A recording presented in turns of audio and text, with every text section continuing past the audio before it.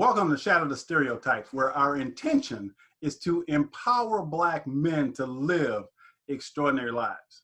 You see, there's never been a shortage of Black male role models. There's only been a lack of exposure of those role models. So the intention here is to showcase and highlight men of color who are doing amazing things in the world. And so I bring on guests who brings information and empowerment that can challenge you as a man of color to maybe see the world a little differently and move past all the negative media narratives about Black men. So I've got an interesting guy we're going to chat today.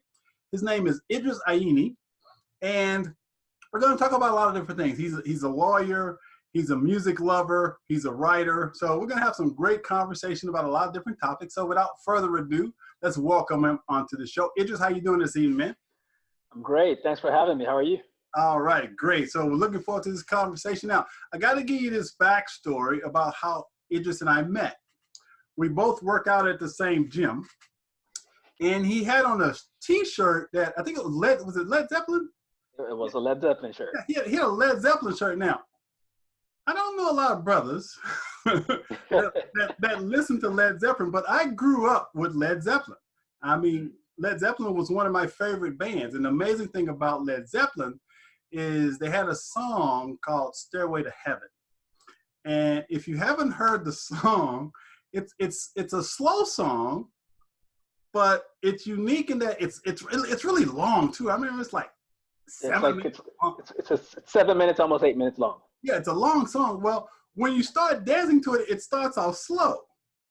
And as it progresses, you get to the end, then it starts going kind of fast. And I remember in high school, it was a little uncomfortable because you really didn't know what to do because you're slow dancing, the song picks up, and then, okay, so am I supposed to stop fast dancing?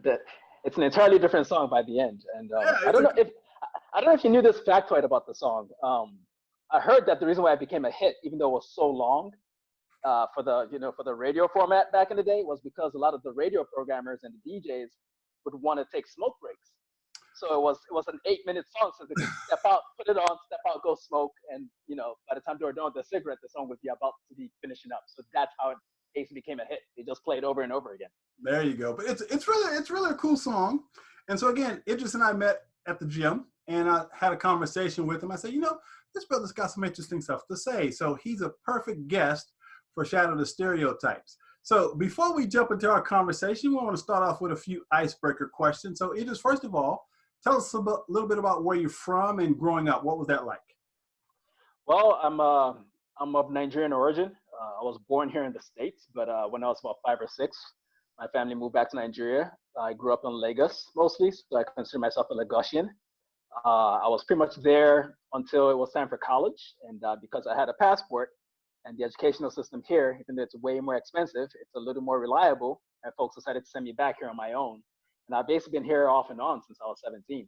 So in the time I've been here, I've lived in Wisconsin, California, Oregon, North Carolina, and I've been in Texas for about the last decade. And I moved here after law school because I thought there was a lot of opportunity here, and that's been partly true. But for the most part, I'm quite happy with the way things have turned out. Nice. Now, other than your mother, name a woman who inspired you to be who you are. That's tough because it's funny you mentioned my mother first, because the one quality, and I swear to you, I was just talking about this at work about 3 hours ago. The one quality that I definitely got from my mother is this never-ending ability to not be impressed by anything. So it's really hard to point to role models, if you will, because I'm also from a culture where a lot of the older folks, we really venerate our elders a lot. And I never quite understood that for a while, so I kind of pushed against it for a long time. But I'm supposed to answer the question, I would say my grandmother. I took a lot of inspiration from the fact that she was, to me, as a young boy, her life was very small and self-contained. She lived in a village. She didn't really have any aspirations to leave the village or move anywhere else or do anything beyond what she had always known in her entire life. And even though I've always been very ambitious and I have a lot of goals I still want to achieve in my life, I basically learned the concept of contentment from her. And that's been very helpful throughout my adult life, because you're not always going to get what you want. And it's important to focus on what you have and appreciate it. And she really appreciated what she had and she cherished it. And I got that from her. And that was very inspirational for me. Well, it was great words of wisdom, because a lot of us, we get on that societal treadmill and we're running, trying to get all the stuff, and we don't know how to just stop and appreciate what we already have. So that's a really powerful lesson. So name a man that you look up to. Now, this is my father? Yeah, it can be. Okay, we'll skip my dad, but I absolutely look up to my dad, but we'll skip him since I picked family for the first one. There's a gentleman, he used to be the coach of a soccer team in England known as Arsenal. His name is Arsene Wenger. It's a French gentleman. He retired from the team after 22 years of coaching the team. That is, if you follow soccer at all, you understand that that's an entirely improbable thing. Like, coaches do not last that long in any sport, really. Like, there are very few coaches that last that long in sports. And he just really overhauled the culture of that team, and the team is pretty much associated with him. For a lot of us that were young when he first started with the team, kids actually thought that because his name was Arsene and the club was called Arsenal, that the club was named after him. But the way he inspired me, if I'm being honest, is he just had a manner about him, a very classy individual, very urbane, very well educated, speaks a lot of languages because he's still with us, speaks a lot of languages, just a very classy individual. And he sort of, because he was working in England and he happens to be a Frenchman, a foreigner, he contrasted against all the other coaches in that league. And it became more than a soccer thing for me. Like, my first degree is actually in economics. And I only admitted this to my mother about 4 years ago, but I got that degree in economics because Arsene Wenger has a degree in economics. Oh, wow. And I had no idea of what to do in college. So I was like, hey, if it's good enough for Wenger, it's good enough for me. And I just like the way the man carries himself. He's always been a very classy individual. The last few years of his reign weren't the best, but that's sports. That's not a reflection on his personality or his character. But I've learned quite a bit from the man, and I don't know if I'll ever meet him or not, but if that were to happen, it would be nice. But he's definitely an inspiration. Nice. Now, name a book that you love and tell me why you love it. My favorite book is a book called Inverting the Pyramid by Jonathan Wilson. It's a book that basically charts the history of basically the tactical evolution of soccer. Soccer is the sport I love the most. I also like basketball quite a bit, but soccer is definitely my sport. Played in college.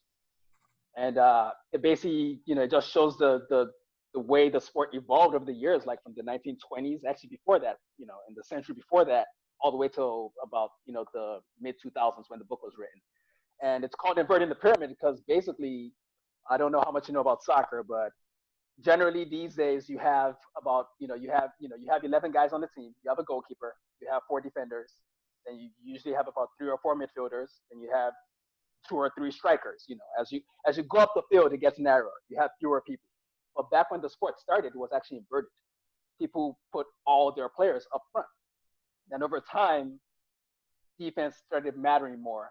And it's just a really fascinating book to read. And it's not, in a sense, it's not just about soccer. It also charts sort of like the, sort of the major developments in the world as well. Like they're like pauses for the world wars and, things of that nature. So I read the book probably once a year. I go back to it. It's just a really fun book about the thing I like the most. Nice. Now, if you love movies, share a movie that you like. Well, this is going to be a little cliche given my background, but my favorite movie is Coming to America. I know we're supposed to be shattering black male stereotypes here, but I'm a black male from Nigeria that loves Coming to America. It's just a really funny movie, and Eddie Murphy is the best. And that's a classic. It's always good for a laugh. It's always good for a laugh. Now they're doing the sequel, right? I did see that.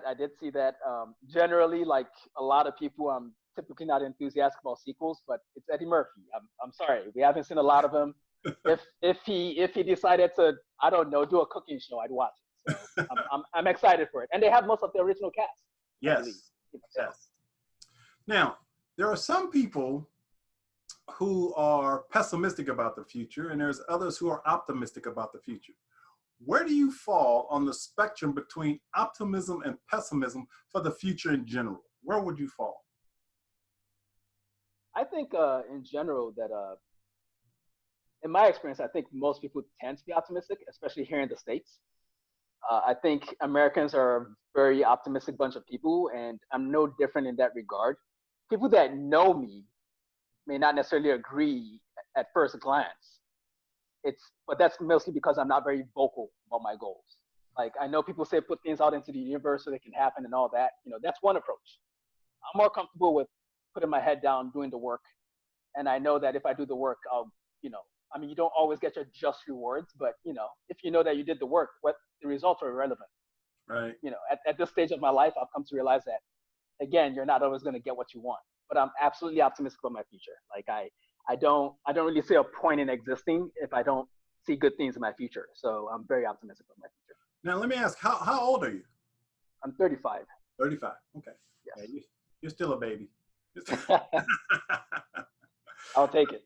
There you go. Now, if I gave you a magic wand, and with this magic wand, you could create anything your heart desires, what would your life look like 10 years from now? Um, that's fascinating. Part of how I've managed to deal with a lot of the setbacks in my more recent past, has been sort of, having this sort of like blinders on, if you will. Like I don't really reach for too much. I just take it, a day at a time. But I do have long-term goals. Like for instance, part of how we met was us discussing writing. I'd like to do more with my writing. Not necessarily in the writing that you're familiar with, but in a different direction. And I'm working on that at the moment. Like when I finish my actual work at work, I sit around, I spend another hour at work, I knock out some writing. I would so in say 10 years from now, I see a future where I'm perhaps married, perhaps have kids. I'm still not sure about that. And I'm no longer in the corporate world. I'm perhaps making a living from my writing. That would be really nice. I think it's absolutely possible. It just doesn't look like the easiest road at the moment, but again, I'm an optimistic guy, so I'm definitely going to give it a shot. But yeah, the goal is to basically kind of get out of the rat race. It's not. I don't think it's healthy. I'd like to leave. Now, with that being said, so the goal is to write books. Is that the goal? Right now, I'm writing a screenplay. Oh. So I actually gave myself a case of writer's block because after I stopped blogging I blogged for a number of years, probably around 7 years straight. I blogged pretty consistently, just because I enjoyed it. I never got paid to do it once, which is probably an indictment on me. But I just decided that I wanted to devote my energy to something more long form. I was like, listen, if you can write short pieces, you can write long pieces. You just need to focus and decide what you want to do. And it kind of took me a while to decide what format I wanted to write it. So initially I was going to write a book. Then I was like, no, I don't want to write a book. Maybe should do a screenplay. And it took me a while to kind of decide on what I wanted to write about. And eventually I figured it out and things are sort of moving along swimmingly at the moment. Nice. Nice. Now, I'd like you to introduce yourself professionally. So share with the audience. Again, we mentioned you being a lawyer. So just kind of tell us professionally what you do. Well, so at the moment, I'm a trained attorney, but at the moment, I currently work for a telecommunications company here in Houston. They're actually based out of Pittsburgh, but they're nationwide. And they own about, I think like 40,000 towers. They run about 60,000 miles of fiber across the country. So it's a pretty big company. And what I do essentially is I work wherever we have a tower that belongs to a government entity. Whenever the lease for that tower, because even though we own the tower, the land underneath the tower never belongs to us. Very rarely does that belong to us. So in order to keep that tower there, we need to renegotiate those terms. So basically my days are filled with negotiating tower leases. And if it sounds boring, I'm not going to try to try to gussy it up more than that. It's really not that pretty, but it pays the bills. It can be exciting at times, but for the most part, it's probably a more frustrating gig than exciting gig. But when you close a deal, it feels quite good. It feels very, very good because it's really hard work. It's hard work. Now, I'm curious. So why did you become a lawyer? Oh man, I wish I want to. I think there's a lesson to be learned in my story because it's not the kind of I think people generally want. You expect a different sort of answer, like like maybe my father was a lawyer, or I always wanted to like fight injustice, and and I met a bunch of those kids at Duke. I met a bunch of them. They were great. Some of them are doing what they wanted to do. A lot of them aren't doing that anymore because I'm almost 10 years out of law school at this point. So a lot of us weren't lawyers. I mean, the guys I've stayed in touch with, most of none of us are lawyers anymore. Actually, my core group of friends, about 7 of us, none of us are lawyers anymore. We have a stand-up comic in the bunch. We have a teacher in the bunch. All kinds of stuff. But no one is a lawyer anymore. Even my girlfriend used to be a lawyer. She quit her job. But in any event, I went to law school because I'm from the Yoruba tribe in Nigeria. If you know any Nigerians and you live in Houston, so I imagine you know a couple others of us, and you know Yoruba specifically, we're very big on education. You're either a doctor, lawyer, engineer, or you're a failure. So, and I say that humorously, but it's I mean, parents point you in a direction because they want what's best for you for the most part. Like the vast majority of parents, they push their kids in a direction because they want them to have a good life. They want them to have, steady employment and, build from there or whatever. And for me, the truth of the matter is that my folks basically wanted me to go to grad school. And the first grad school entrance exam that popped up at the time I was looking to go to grad school happened to be the LSAT. And I took it, I aced it, and I went to a pretty decent and very, very, very, very expensive school. And here we are a decade later. Yeah. So that's how I ended up in law school. There was no big driving force behind it beyond my parents just nagging me on every phone call, like, when are you going to apply to grad school? When are you going to apply? I just did it, so. But that to me is very fascinating because obviously this show is about shattering stereotypes. And one of the stereotypes we have throughout our society in regards to men of color is this whole idea that, we're not as intelligent as other groups or whatever. And when I see people like yourself, that obviously it takes some intellect to be an attorney and decide, I'm going to do something else. So I'm inspired by the fact that you became an economist or you got a degree in economics. Then you say, I'm an attorney. So that just tells me that you're definitely shattering the stereotypes in your ability to be flexible in your thinking and learning new things. And one of the things that I challenge men of color to do is to commit to that, meaning constantly learning new things and educating yourself and changing your attitudes and things like that. So to me, you're actually an inspiration. And I mean it sincerely because of your ability to do what you've done. Now, the beautiful part about it is that you have this education, but you also have this passion that you're holding on to. And I think it's starting to kind of express itself through your writing. And you and I kind of had this conversation a little bit about, you enjoy writing, and we're going to talk a little bit about some of the articles you've written about music. But now that I hear you talk about writing a screenplay, what that says to me is, and this is just my belief. We all have a spark of divinity in us, and it has nothing to do with religion. But there's something in us that we're born with. It's encoded in our DNA, and we all have gifts. We all have talents. My gift is writing, and I never went to school to write. I taught myself how to become a writer. I've written 7 books. I've written a book a year for the past 5 years because it's what I absolutely love doing. I would write books if I never got paid to write books because I just love the process of creating books. And so I say that to say, what you have is this passion, I think, that's seeking expression. And I want all the listeners to know that when you have that passion for something, it's important that you listen to that. Because too many times we get caught up into what society says we're supposed to do, or maybe what our parents say we're supposed to do, and we don't listen to our own inner wisdom.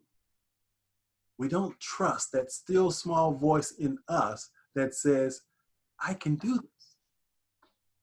So my hope is that you continue doing this because I sense that that's something that you're really, really passionate about. And so, go ahead. Oh, I was gonna say I don't see an option. Like you just said a moment ago. Like if you didn't get paid to do what you do, you'd still do it. Right. So there's never been a period where I wasn't creating something. Like it hasn't always been in the form of writing. Like for instance, my most recent form of creating that wasn't writing related. In a sense, it is writing related because we have to prepare for the show. But essentially, I have a YouTube show that I created with three other friends, and we basically talk about soccer from a sort of a black slash African perspective. We just kind of looked around and saw the stuff that was on TV, on YouTube, and we didn't see anyone that was like us. And we have this group chat where we're constantly talking about soccer. So we just made a show, and it's out there. It's on YouTube. We're not as consistent with it as we'd like to be because we all live in different cities, and this is how we do it as well. Via technology, but we're doing it. And there's always something going on, and I think it's really like you said, it's important to I sort of think of it as like listening to your inner child. Like there's something that you really loved as a child that you wanted to do. You may have forgotten, but you always got to try to reach back and nurture that. Even if it never, like, I think people make the mistake of thinking that they need to monetize their hobbies or they need to monetize their interests, and it doesn't have to be that way. Like it's enough to just express your passion in a healthy way on a regular basis and sustain it. That's enough for me. I'd like more from it, but that's enough for me. Yeah, and there's power in that idea to simply express your passions, because you can't put a value on, for me, you can't put a value on the joy that writing brings to me. I mean, like I said, it's just in me, and people are blown away. It's like, how do you write a book a year? Well, again, when you love something so much that you have to do it, it's not work. It's not hard. It's just an expression of who and what I am. And so I think very few people, especially as men of color, I think we really need to have this conversation about creativity, about expressing ourselves through writing, through video shows, and different things. And I think it's unique because obviously here in the States, you don't see a lot of Black people watching soccer. I mean, it's just now over the last few years starting to gain traction in the US at all. But the fact that you have something that you love and you're unwilling to buy into a stereotype that says Black people can't do something, which I love, because you trust your own heart and you follow that and you're expressing that. But I think it's important for us as men of color to understand how important it is to have creative outlets. So that leads me into the next conversation, which is music. Now, again, we have something in common in that we love music, regardless of what color. I think we both love music. And like yourself, I love all forms of music. I mean, literally all forms of music. I love Darius Rucker, who's singing country and western now. I think his voice is just amazing. I love listening to Darius Rucker. As mentioned, I love some old school rock and roll, even some hard rock, some AC/DC and those. I used to be a DJ in high school, and I had my own equipment, and I'd go around and I'd do parties and dances and proms. And so I had a collection of all types of music because that was before the internet and MP3s. You had to lug around albums, and cassettes. But I think it's important that as men of color, we find forms of creative expression. And so music obviously is something that touches us all. So tell us a little bit about your love for music, what type of music you love. Well, I mean, I don't know that it's fascinating because there are a bunch of, I can think of a bunch of people because I'm a first child. And they're like, I suppose the first person I have to give some credit to is my mother, because one of my very first memories in life is being out on the sidewalk in front of our home or apartment or whatever it was. I think we're in Baltimore at the time, and I would have been 4 or 5 at the time. And I remember a car driving by, and that car had the radio on, and they were playing a Houdini song. I forget which one. I think it may have been Friends. And my mom heard that, and that was one of her jams. So she just ran inside to go turn on her radio, and she left me out on the curb, and that's like one of my very first memories in life. So, maybe it was like a genetic thing, because as I've gotten older, I've come to realize that not everyone likes music as much as I do. I used to think that everyone just liked music the same way I like music, and that's not necessarily true. Like, it's just in the background for some people. It's just some stuff they listen to every so often. For me, it's a constant thing. Like, the way I look right now with these in my ears, like, this is me at the office, this is me at the grocery store. I'm constantly listening to music. And from there, when I moved to Nigeria, I didn't have access to all the music that I wanted to listen to. All I had was my parents' record collections, and they had pretty substantial ones. And it was a lot of music that was not of my generation. My mom was into like Whitney and Sade, and a bunch of like classic R&B. She had Phil Collins records. My dad had. I remember the cover for what's this band called? The Average White Band. I don't know if you remember that group. Like, they had this cover with their logo that had the woman as the W, and I remember being fascinated by that. And, the first one of his albums that I ripped open, because some of them weren't opened at the time. The first one I ripped open was George Benson, Give Me the Night. So I've just always been around music in various contexts. And ultimately, growing up, the generation in which I grew up, I obviously gravitated towards rap at some point. And, that's my favorite. And as I've gotten older, it's funny because in my late teens, when I first moved to the States as a teenager to attend college, I learned a lot from the kids around me, because they had the luxury of growing up here where they had access to all that music. I didn't quite have access to all the music I wanted to listen to growing up.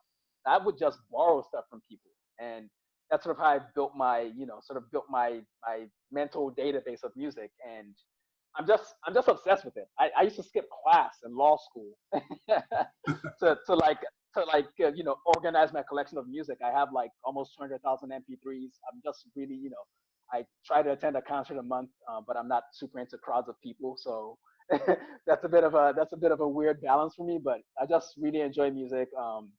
Genre wise, I won't say I listen to everything. I don't. I'm not. There's something about country music that turns me off. I just don't. I'm just not into it. I've heard country songs that I thought that's a great song, but do I sit around listening to it? No, I don't. Opera as well. I just haven't attended an opera yet. I imagine that if I attend an opera, it may spark a deeper interest in classical music. But outside of its use for samples and rap, I don't really, I don't really care about classical music. But besides those two genres, I'll listen to almost anything. Like, one of my recent downloads was I was watching this show on Hulu called Rami, and I remember I heard a lot of really interesting Egyptian and Arab music on the soundtrack. So I just went and found all those songs, and I'm only going to listen to those songs a maximum of once or twice. But I mean, it's just, it's almost like learning, it's just something new all the time. And obviously I have my favorites, but there's just always something new with music. That's the fascinating thing about it. You won't, nobody's ever going to listen to everything. There's always something you haven't heard. Like, even within the genres, that's how, like, as I've gotten older, I've gotten a little more insular with my taste, in that there's a lot of rap I haven't heard. And I've heard all the rap, but there's still a lot of rap I still haven't heard. So I just spend a lot of time finding that stuff, looking for it, listening to it. It's the best hobby ever, And you can do it while you're doing other things. You can multitask. Now, have you considered writing a song?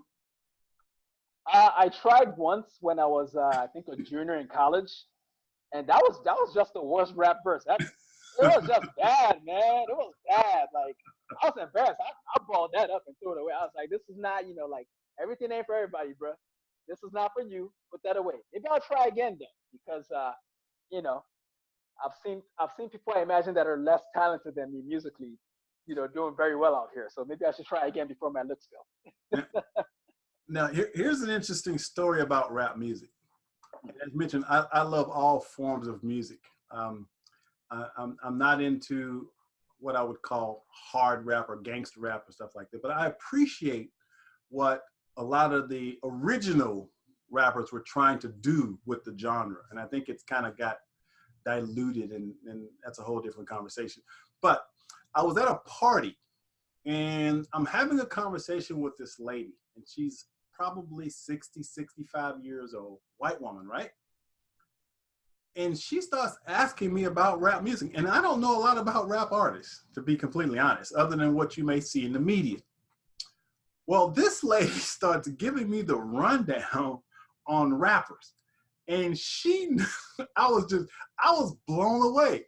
She was, I mean, I think she may have been a professor, not about music, but she may have been a professor, obviously, very intelligent woman. But her understanding and explanation of rappers and rap music, I sat there for about an hour just listening to her. And you could tell how passionate she was about it. She loved, I mean, the guy at the party was playing a bunch of rap music, and she could name all of them. I mean, I just sat there and listened to her. I said, "Who is that?" She goes, "That's so-and-so, and he's not a good rapper." So it was really fascinating to sit here, have a conversation with a white woman who knew more about rap than I did. And I thought it was pretty fascinating. Now, I'm curious, it just from a black male perspective, and I'm just trying to cross cultures. So in Nigeria, do you hear the rap music being blasted, throughout Nigeria? How's the influence there versus here? I mean, straight up, and I'm sure you've heard this before, or you may know this, you may have said it yourself, but there is no, like, the most influential cultural group of people in the world are Black Americans. Black Americans are everywhere. You can find a Tupac mural in Poland. If you go to Warsaw today, I guarantee you'll find it somewhere. And Nigeria is no different. I mean, like, obviously our stuff takes precedent. We have our own local sounds that we like to listen to, and that stuff takes precedent. But yeah, like it's not unusual to just be standing outside with your friends and hear someone driving by playing some Jay or Nas or whatever. Like, it's not even a thing. It's like it's just regular. Like, it's all over the place. It's in our culture. Like, we have radio stations devoted to this stuff. It's just where I grew up. Like, it wasn't like this transition for me. Like, oh, the only difference was that I didn't have access. I didn't have commercial access because I was growing up in a time when CDs were the way you listen to music, and it would take a while for stuff to get to Nigeria. So that was really the only difference. But again, there was a little more diversity in the sounds for me as a Black boy in Lagos. In that, I was listening to a lot of the Yoruba stuff, a lot of stuff from the other tribes as well, and there was rap mixing with that as well. So really, ultimately, unless you knew kids that could afford to travel often, like for the summer, that would come to the States and visit family or go to the UK, for the most part, you would just hear like the very biggest ones. So Nas is my favorite rapper, but I didn't really get into his music until after I moved to the States because I didn't have access to his music. Like, I'd heard a song or two, but I couldn't get a CD, so I couldn't get into it. But it's, like, I mean, all the kids I grew up with, we all, I don't say we all have the same exact taste or anything, but, we all had the same cultural references, and rap was a big part of that, growing up in Nigeria in the 90s and early 2000s. Now, I think one of the biggest misconceptions in America about Nigeria is that it's just this poor country with people in poverty and behind everybody else. But what I understand is Nigeria actually has one of the fastest growing economies in the world right now. This is true. And the socioeconomic ladder, if you will, is rising rapidly, and it's really becoming, in some ways, an economic superpower. In your experience, when was the last time you were there? I was there in last October. Oh, okay. So you pretty often. So are you seeing that when you go home? I mean, just the growth and the expansion of Nigeria, and are you surprised to see that it's really, or is it something you've always been exposed to? In a sense, let me not say always, because I recall distinctly being shocked when I went back home as a 5 or 6 year old that, oh wow, it's really modern here. Because even as a kid, I was a child of a Nigerian couple growing up here in the States. I had the same misconceptions. Like, and it took until I was descending in that plane to look out the window and be like, oh wow, this is an actual city. Like, oh, we're not moving to a village. This is, you know, and Nigeria, I guess the way we like to say it as Nigerians is that there's nothing you can get here that you can't get over there if you have the money. And some people do have the money. How they got it is a whole different story, but some people have the money. And you know, the issues there are sort of the same issues you can find anywhere. You know, there's a lot of poverty. There's a lot of income inequality. Like it's very, like it's crazy. You see, you know, you see a Bentley drive by and what you see a beggar watch a Bentley drive by. You know, it's that kind of place. You know, but that's not, you can see that in Houston if you step out to the right intersection. You know, so it's it's it's definitely growing, but I don't think, in my personal experience, because that's all I can really speak to, I'm not really part of the, if you will, the sector of the economy or the socioeconomic. I'm not in the, my family isn't in the socioeconomic position to take advantage of that growth, put it that way.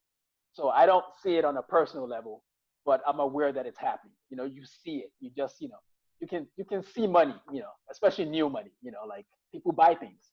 You notice, you know, so, but yeah, there's a lot going on out there, and you know, hopefully it keeps going, and you know, hopefully we can get some politicians in place that can actually, you know, share that pie a little bit more evenly. Now, I'm currently writing a new book, okay, and the title of the book is called "The Cure for Onlyness." Onlyness, not loneliness, onlyness. And it's targeted specifically to men of color who are in environments where they're the only person of color. Mm. So for example, there's a guy in California named Jewel Love. He's a therapist, and he is a therapist to the really affluent Silicon Valley, well-educated Black men. He runs a program called Excellent Black Men or something to that effect. And I had him on one of my online summits, and he was saying, he wrote this little article, said that the greatest mental health challenge for Black men is onlyness.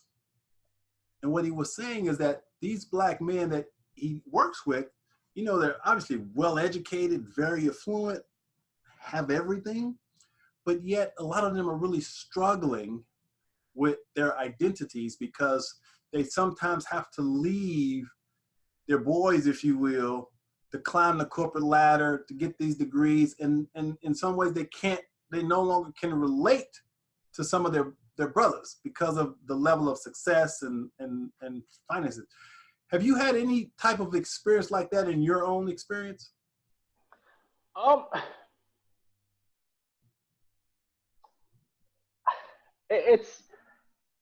That's an interesting question.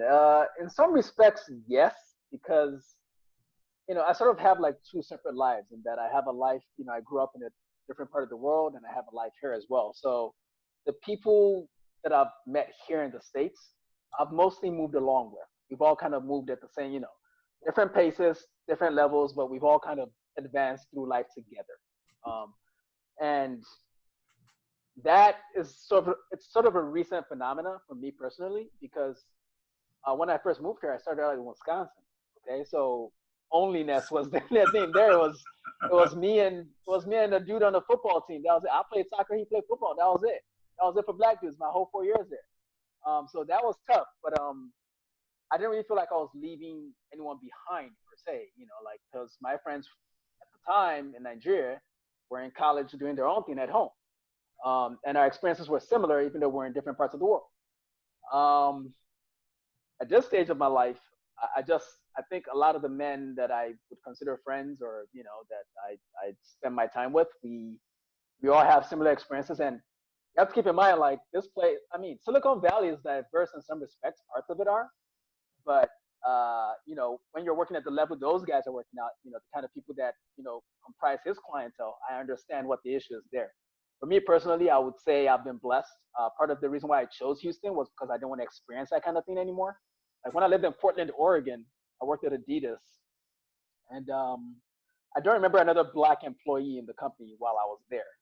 I just don't. Maybe they were there, but I also had access to I was in IT at the time, so I had access to the employee directory. So I'm pretty sure I'm right on this. There were no other black people there, and initially it wasn't an issue. 2 years in, I found myself going to the barber shop 4 times a week just to be around some black people, like just to hang out. I became one of the characters from Coming to America, just hanging out at the barbershop talking mess because I was desperate to just be around people that look like me. And the main reason I chose Duke, yes, it's a good school, but it's in Durham, North Carolina. Durham is 50% black. That's why I went there. I just wanted to be around people like me. And I mean, I'm not a psychiatrist. I'm not, I don't know what the solution is, but I'll tell you this much. When I started feeling like I was the only one for too often and for too long, I had to find my track. And that solved the problem pretty easily, So, all the luck to them in Silicon Valley, but there's a trade-off in life, Sometimes you go high up, you got to leave some stuff behind. Yeah, and again, I think it's so important to, expose ourselves to different ways of thinking, but there's that camaraderie, that connection, whatever you want to say, that when we as men of color get together, it's different. It's correct. You don't have to have the same educational level. It's just, there's just a connection. And like correct. Yourself, I'm always seeking out experiences where I expose myself to other men of color. But more importantly, the reason I do this show is to expose men of color to other men of color who are doing amazing things. And so again, the negative narrative about black men, we all know what that is in the media. But my belief has always been, so it's up to us to find us and to create spaces for us, yes, so that we can see us. And absolutely. Hopefully in a positive light. And so that's the intention of this show, to bring men on like yourself. So, it's easy to relate. We're not trying to put on these airs that we're different or better. We're just brothers that's having a conversation. That's the whole point. And it's kind of like hanging out the barbershop without arguing about stuff. I get it's important and it's valuable. Like a lot of time, I guess as you grow, you learn. As you age and you grow, you learn things. Like my best friend from law school is a black guy named Keith Lucas. He and his brother Kenny are stand-up comedians who have done some pretty decent things. They have a special on Netflix. They've done some pretty decent things for themselves. They both got into the top 10 law schools in the country. Keith chose Duke because he liked Duke basketball. Kenny chose NYU because he wanted to do stand-up comedy while he was in law school. And brilliant guys. And why did I mention them again? Jeez, I'm getting old. I keep forgetting things. But it's just we haven't been in the same city consistently for almost a decade. But we make that space. Like you take what you can get where you can get it. Whether it's just texting the guy, like stay, keep those connections alive. Like nurture those connections. Like I'm not the friendliest person you've ever met. Like you may have noticed that I'm not the friendliest man you see at that gym.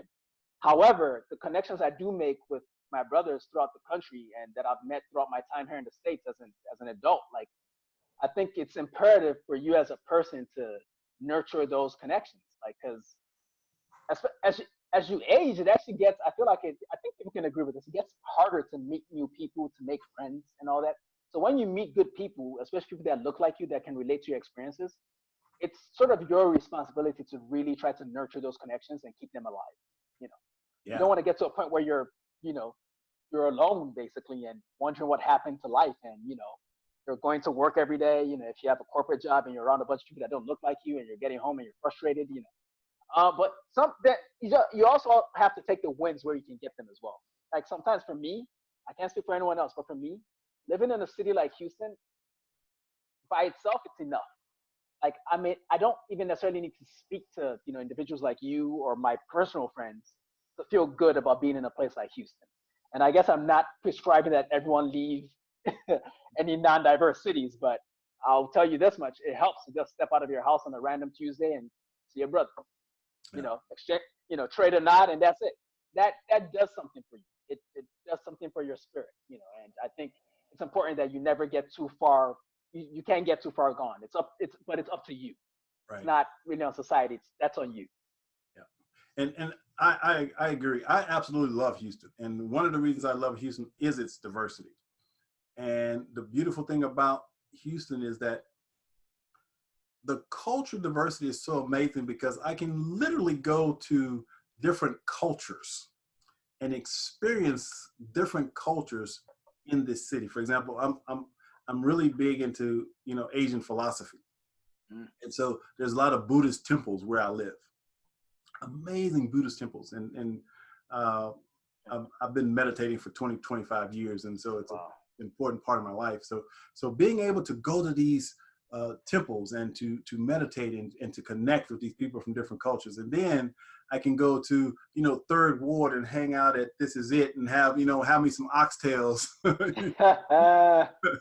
you know? So that's the beauty and diversity of the city. So I think it's important, like you said, that we as men of color, we want to make sure that we embrace all of it. Pretty much. All of it. And be open to creating connections with each other. Yes. That's really important. So with that being said, boy, time flies when you're having fun. I want to give you an opportunity now just to share some closing words of wisdom, because again, I see you as a man that is a role model. And I know we kind of throw that term around a lot, but I really see you as a role model in that you are obviously well educated, but you've got a spirit about you that I'm really attracted to. Like, you're a guy that you can create friendships with, you know? And we need that. And like you said, as you get older, it becomes more difficult to create friendships. And so I create friendships through this online platform. So I want to just give you an opportunity just to speak directly to the brother out there who, you know, maybe struggling, maybe trying to, you know, figure out what he wants to do with his life, don't know what direction he should go. Just any words of wisdom that you'd want to share with that particular guy who may not be in the place where he wants to be, but he knows he needs to go somewhere else. So what words of wisdom would you share? Well, I would say, I mean, I hope this doesn't sound like a string of cliches, like, stapled together here. But I mean, I had a period here in Houston where back in 2014, where I quit my job for what was my dream job at the time. And 2 days before I was supposed to start my dream job, I was informed that I couldn't do that job for reasons that were beyond my control and sort of beyond that law firm's control as well. And this would have been me joining one of the top 5 law firms in the world.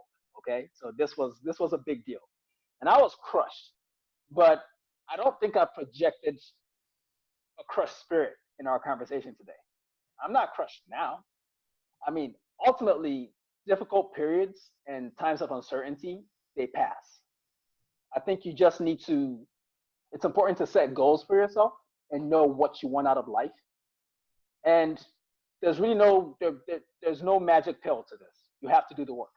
You have to do the work to get yourself out of, you know, dark periods. It's on you. Like, I think, you essentially have to be accountable for where you go in life. You can't always control the results. But if you put the work in, the results are irrelevant. Whatever happens, if you know that you didn't cheat yourself in the process, then you'll be okay with the outcome.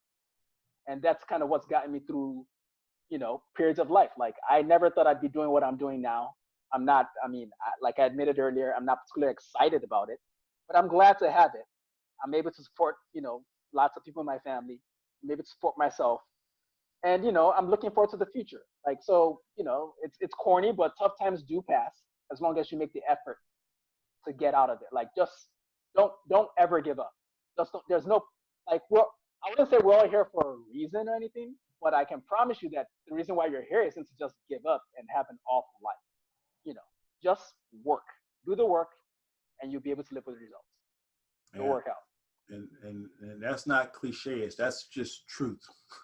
That's straight just up. You got to do the work. Like, yep. A lot of what we see in media, on social media, we see these people, and we're looking at other people's plates for the most part, but we don't really know what they had to sacrifice to get there. We don't know what they did to get there. And in some cases, they didn't do anything to get there. People just luck into things sometimes. But guess what? That's not most people.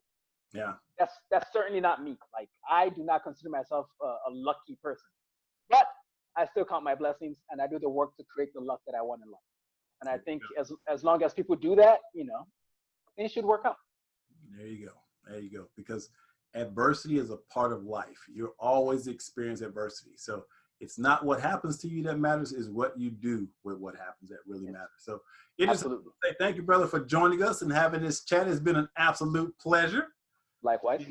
Again, I just want to honor you for the awesome guy that you are. And I know that I can expect some great things from you. So I'm looking forward to seeing what's next for you, whatever that dream is. Maybe it's that screenplay, maybe it's a movie, whatever it is. I know it's going to be awesome. So keep doing you, brother. Keep doing you. Thank you. Well, it's been my pleasure. All right. So this has been another episode of Shattering the Stereotypes. And just know this as a truth.